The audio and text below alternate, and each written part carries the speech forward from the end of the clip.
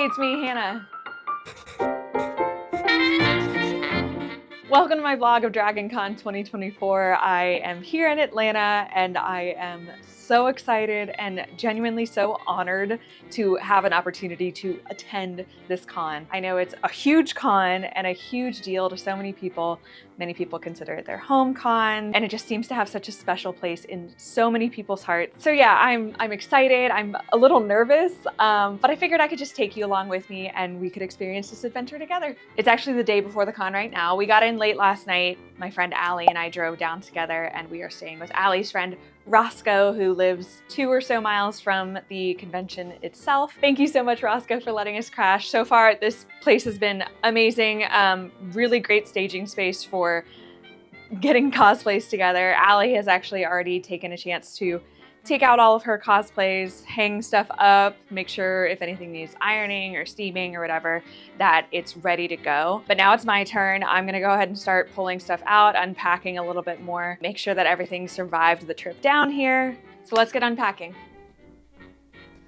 DragonCon is a 5-day con, Thursday through Monday, and Allie and I both brought 8 to 10 cosplays with the intention of wearing 2 per day. Needless to say, that was a lot to pack. When packing, I put all of my soft items onto hangers and put those cosplay items into a hard shell suitcase, so when I got here, I could just pull them out and hang them up directly. More fragile items, like my styled wigs, got put into a bin. You know, like those plastic bins from the hardware store. And shoes got their own suitcase as well.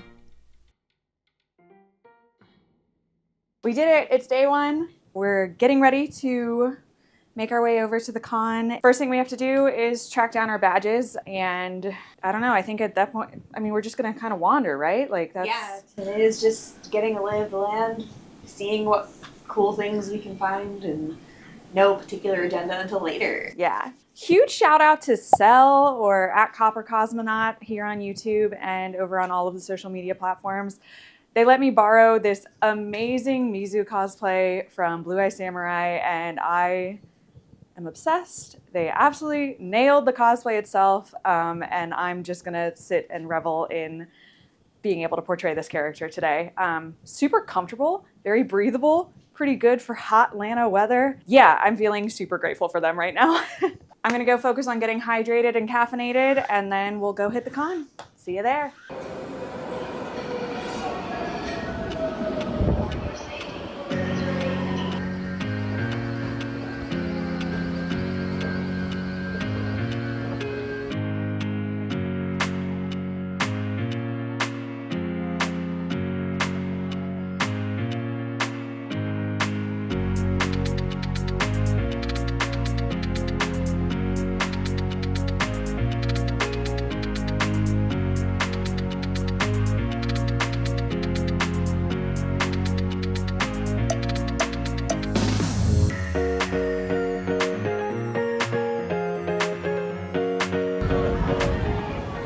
Okay, we're all ready for Bunny Hutch.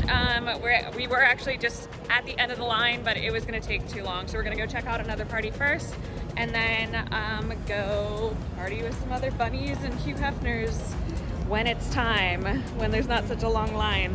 But for now, we're gonna go try and track down a drink and some music and some dancing. Let's try to have a blast. Yeah, ready? Let's go! The Bunny Hutch is a relaxed costume contest that combines a party with a celebration of cosplay. It started as an unofficial meetup and has grown into the official kickoff party for the costuming track. It's a place for both first-time and experienced costume designers to show off their work, combining their favorite fandoms with pinup-style bunnies and playboys. As you can see, I took that plain old bunny suit I made in a past video to Arrakis for a Dune still suit-inspired look. If I'm not making myself laugh, what's even the point? We actually didn't end up going to the official party, but the party was pretty much happening everywhere, and we ran into many other amazing bunny cosplays.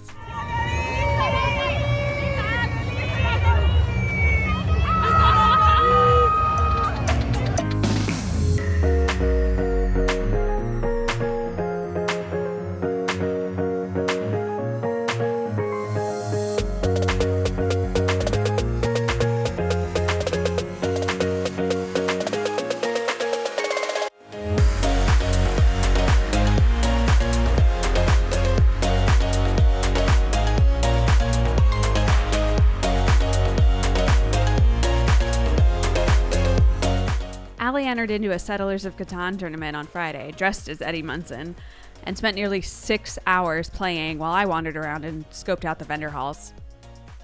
Allie should have walked away with second place, but they basically changed the rules halfway through. It was a whole thing.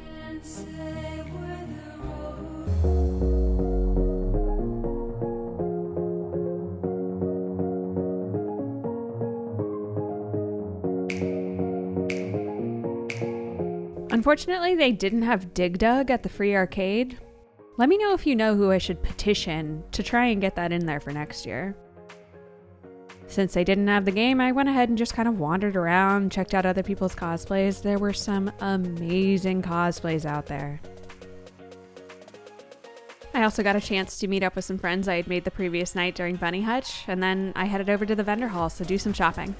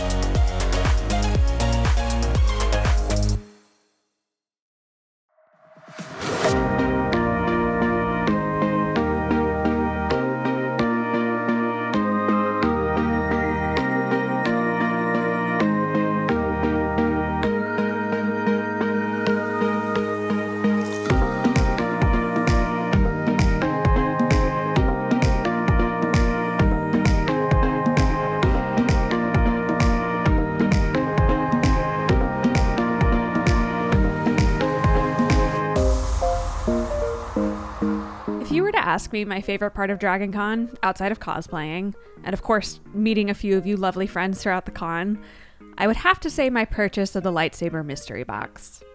I paid $75 for a lightsaber that was valued at a price higher than that, and the combat lightsaber specialists were so nice and got just as excited as I did.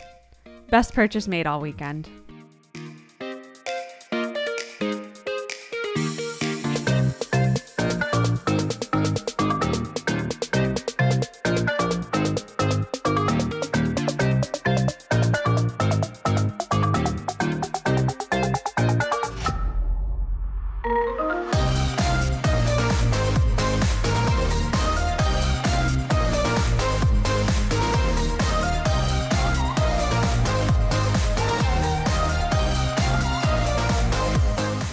Saturday was the Critical Role meetup. Allie and I had decided to cosplay as Pike Trickfoot and Scanlan Shorthalt.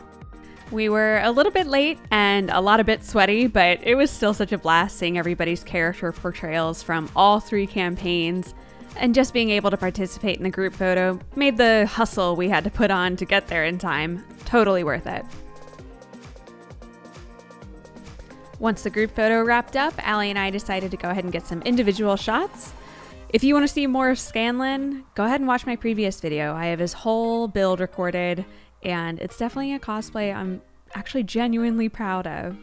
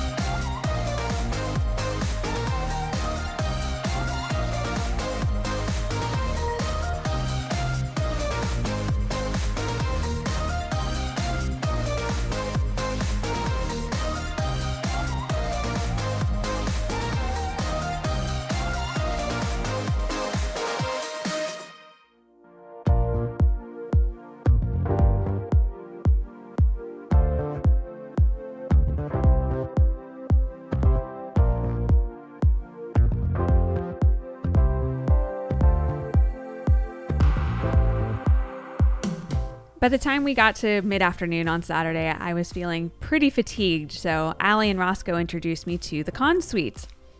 This was a room at the convention where they had laid out snacks and drinks and basically just set aside a place where you could get away, take a little break from the con. So I grabbed a piece of candy and was ready to rock and roll, Bard style. Oh, there was a truce in effect. The enemy was not held in check. They launched an invasion without explanation, and the guards started yelling some exclamations. Halt! Who goes down? Alarm! Under attack! I am killed! Exclamation Halt! with passion Alarm! and emotion. Ah! That generally used in front of a sentence as a point of emphasis, or you simply need to blow on steam.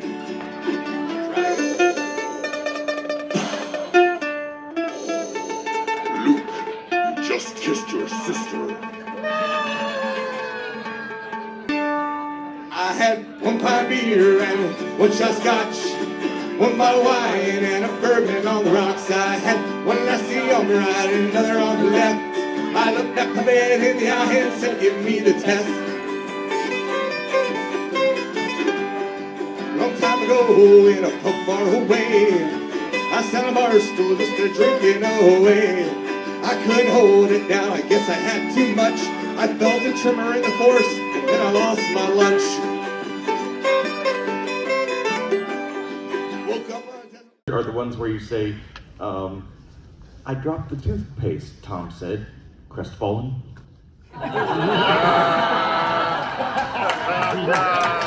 Some people don't like puns because sometimes they say that all you need for comedy is pain plus time. But if you put salt in the wound, it's just a matter of the season of life you're in. By the time Monday rolled around, we were wiped, so we put on our comfort cosplays from over the garden wall and bravely joined the ranks of the Monday cosplayers. Our final day was spent at the Artist Alley, which ended up being way less crowded than when I had scoped it out on Saturday.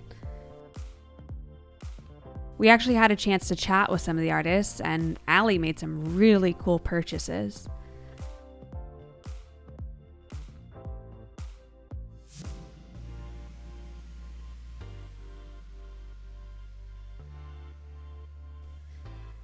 We even had one artist draw us in our Wirt and Greg cosplays while we were shopping at their booth. Even though I was so exhausted, these ended up being some of my absolute favorite moments from the whole con. And what a way to wrap things up.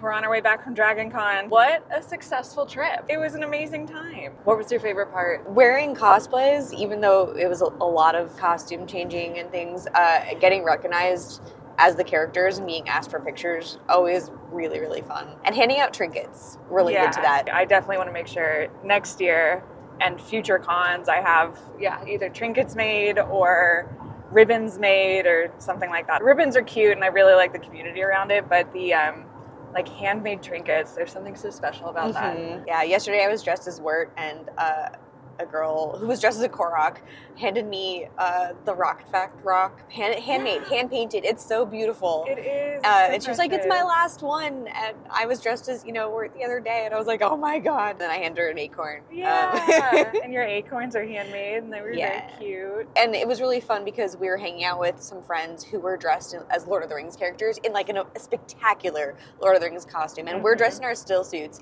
And as people walked by, they would usually ask for one or the other. Yeah. And so the fantasy people were like, "Oh, Lord of the Rings, the Witch King, oh my god," and take photos. And then some people would walk by and be like, "Oh, a still suit, oh," and it's very rarely they were into both, which is so funny to me because I'm like, yes, both, all. Yeah, exactly. All of it. we like all of it. We like both fantasy and sci-fi. So that was really cool to share in kind of the joy that surrounds recognizing both types of characters, both types of fandoms. What would you do differently, or what did you learn that really helped you get through it? That's a great question. Considering it was our first time, I think we actually did a really good job of staying hydrated Yeah. and keeping our calorie intake up. Yep. Um, Electrolytes were the Electrolytes. lifesaver of this entire thing. It was so hot outside, and like you had to be outside sometime, and you walked around so much, you lose more water than you expect, and like I think the electrolytes really kept me from crashing. One of the things we really learned was about how warm it would be inside, even with the AC. caffeine was pretty crucial for me as well. And then being able to find the con suite pretty early on, I think was Being something shown I wasn't that. even aware of. So I was really grateful for Roscoe for Yeah. helping us navigate to that. Like having access to free snacks and food and like nutritious food actually too. Yeah. Like they had like fresh vegetable salad kind of thing. it was like a corn bean salad or something. It was really good. Having rest baked into it too was definitely, I think, what let us enjoy all parts of the convention, like being there during the day for the daytime stuff, and then getting to be there for late nights and enjoying the parties that happen, like that don't start until 10 p.m. I'm honestly almost grateful that we had planned to have 2 cosplays per day approximately, because that did kind of force us to like go back, rest a little bit before getting into our second cosplay of the day. And I was worried about like having FOMO, basically, like leaving for a few hours and be like, oh shit, you know, everybody's there having a good time. I'm missing out on like time I could be there doing things. But I didn't feel that way at all. I was tired enough that I was like, yeah, being off my feet for 3 hours sounds great. There were definitely times, especially as we got further into the weekend, where I was feeling that like, okay, I'm overstimulated. I want to kind of take a step back. And there were plenty of spaces too where you could go, including the con suite, where you could go and like have a sit or, you know, just get away from people. So yeah, kind of having sort of an escape route came in handy. I feel like it would have been a different experience if we had stayed on site or like a little closer. It would have definitely made doing some more challenging cosplays easier because we didn't have to worry about like traveling home for half an hour. Like it's not something that I would necessarily change. I'm interested in trying it a different way next time, potentially, but I'm so grateful for Roscoe for letting us crash at his place and letting us make a mess of his entire apartment. There was definitely times where I would have enjoyed some solo time to explore at my own pace and doing stuff, but because I didn't feel comfortable traveling alone, I had to structure that around being around you guys, which is fine. But definitely, like, there was a time where you guys were like, we're done. And I was like, I want to stay. Right. And that wasn't something I could do. Yeah, I was definitely extremely grateful for our buddy system, but you're right. A few more opportunities could have cropped up if we were staying on site or a little bit closer to being on site. Something we can explore next year. We'll try and get into the, what about you got any other tips for potential con goers? Oh my God, don't wear the cute shoes, wear the comfy shoes for the love of God. My feet, just even this in the boots at the end, like I was just so cash. I think just one pair of like really supportive shoes would have been a game changer for me to at least wear, even like in between each of our cosplays, like just something, because I thought I packed comfortable shoes. Like most of mine were supposed to be, you know, I've worn before, feel pretty comfortable in, but doing that much walking, what were your favorite like events, panels, parties, whatever that we made it to? Yeah, so like it's funny, like I knew there'd be lines to get into things, but I don't think I comprehended how those lines would work and how long they would, like how long it would be to be in them. The problem is they had the lines outside a lot, and even at night it was still hot out.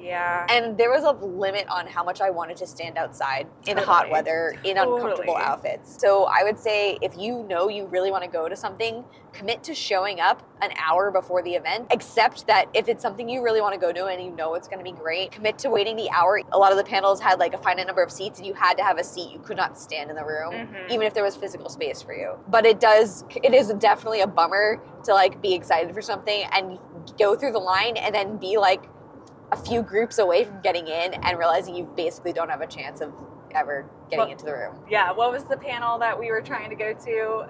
Was it Boinking Beasties? Boinking Beasties, couldn't get into it. Literary. It's a literary panel about a specific genre of fantasy romance books, to be clear. And all of us were like, we want to know what this is about. And apparently everybody else did too. So it was a popular panel. It was very popular. That's sometimes it doesn't work out. What was your favorite cosplay that you saw while we were there? Oh. You can say one of mine. That's fine. Listen, yours were wonderful. Thank you. I have to give our friend Justin Swain a shout out. And I mean, I know that Kelly looked good too as Eowyn, but the Dusty Druid dressed as the Witch King, that was truly momentous to see in person. I feel like my brain is absolute mush after this little long, beautiful weekend. My muscles are sore from my entire body, including my cheeks, from smiling the whole time. Like, we had such a blast. Already can't wait for next year. Definitely. I had so much fun. I had so much fun making the cosplays, and so much fun being in the cosplays, and so much fun going to Dragon Con. And if you had as much fun as I did, it would mean the world to me if you would like and subscribe. And if you do, I will see you in 2 weeks for my next video. Take care.